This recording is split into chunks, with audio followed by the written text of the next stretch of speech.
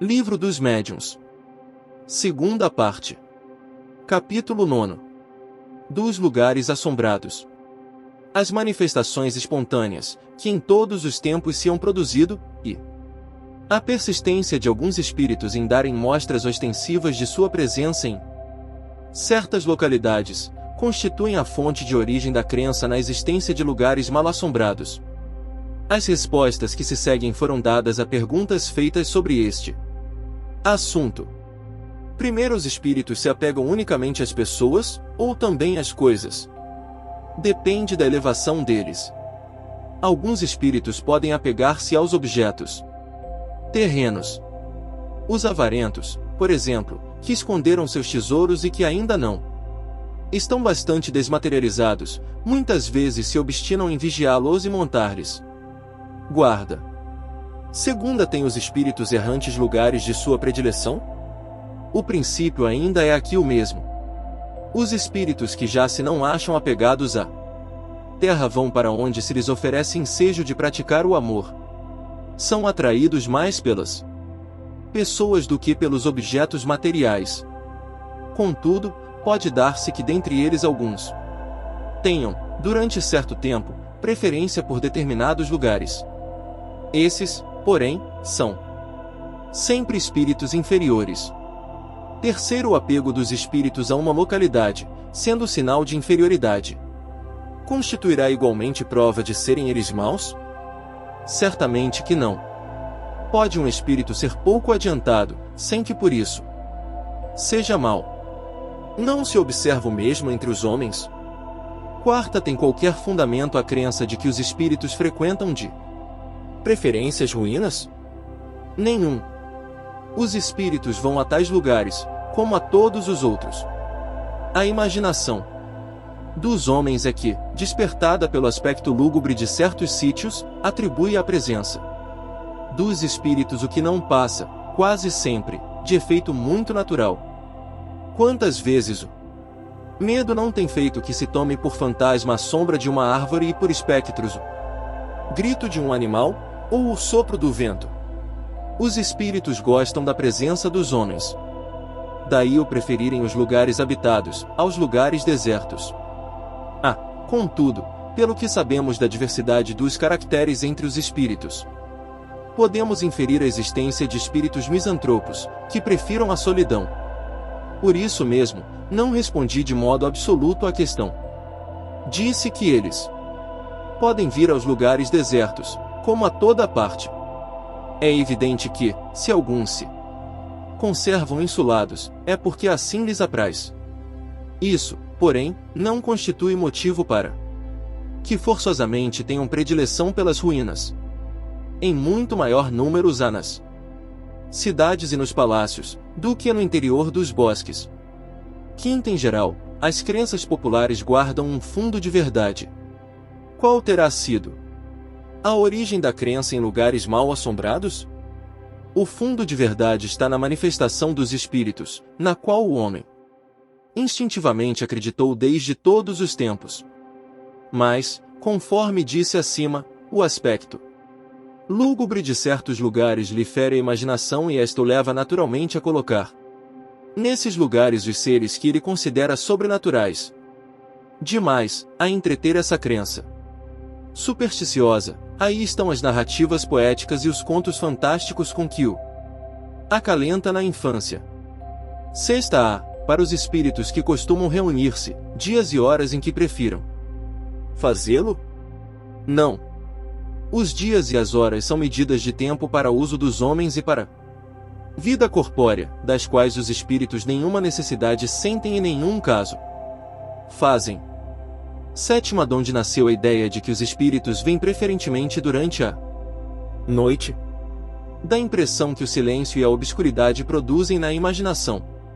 Todas essas crenças são superstições que o conhecimento racional do espiritismo destruirá.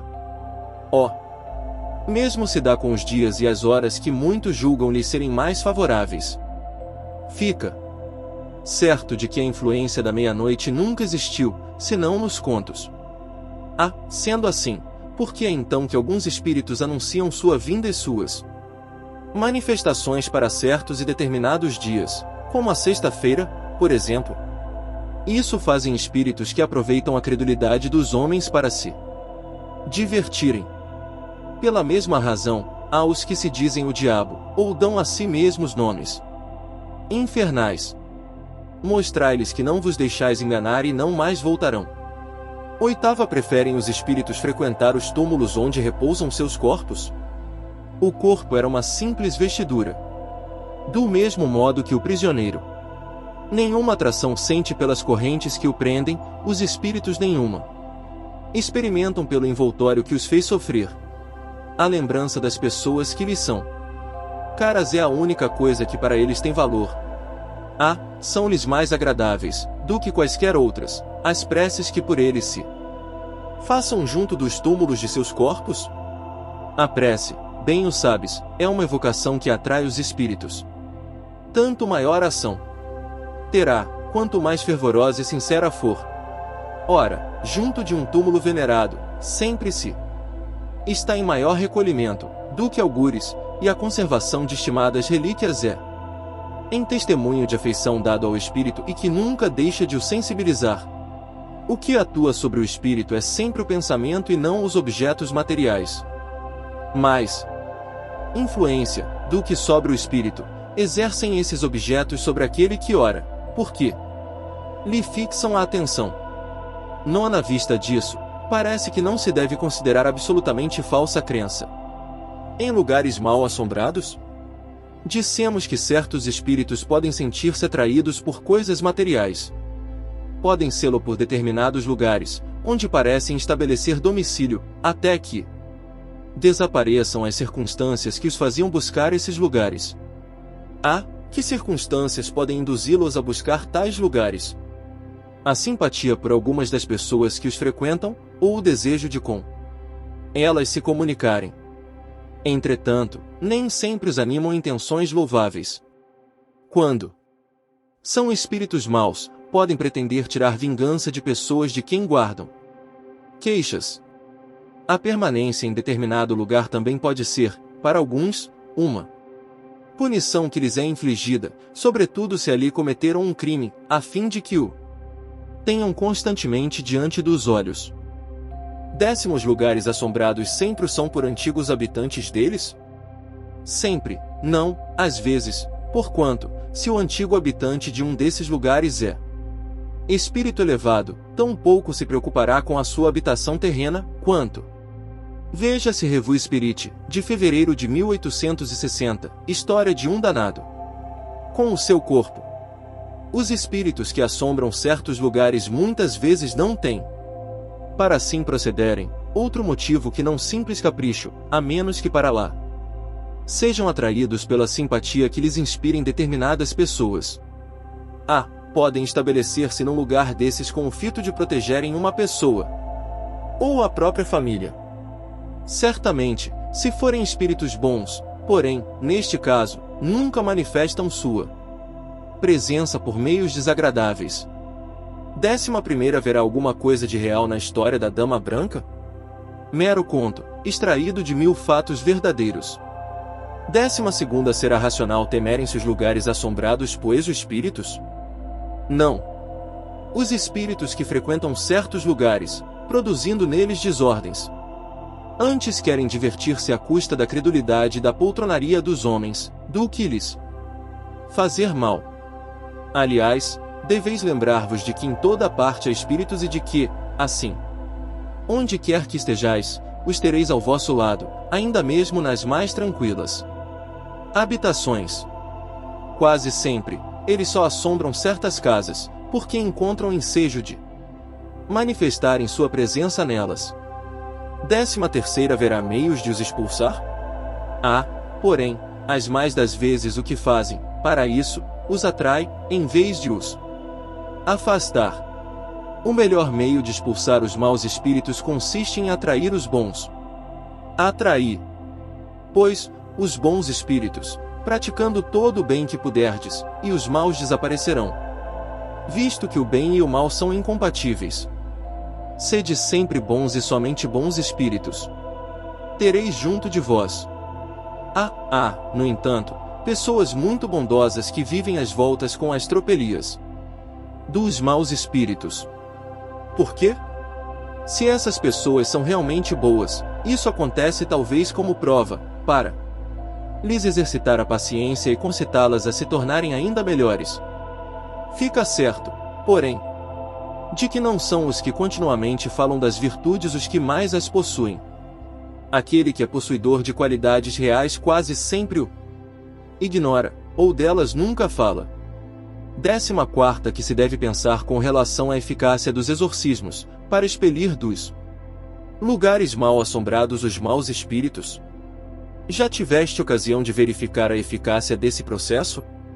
Não tens visto, ao contrário, as tropelias redobrarem de intensidade, depois das cerimônias do exorcismo? É que os espíritos que as causam se divertem com o serem tomados pelo diabo.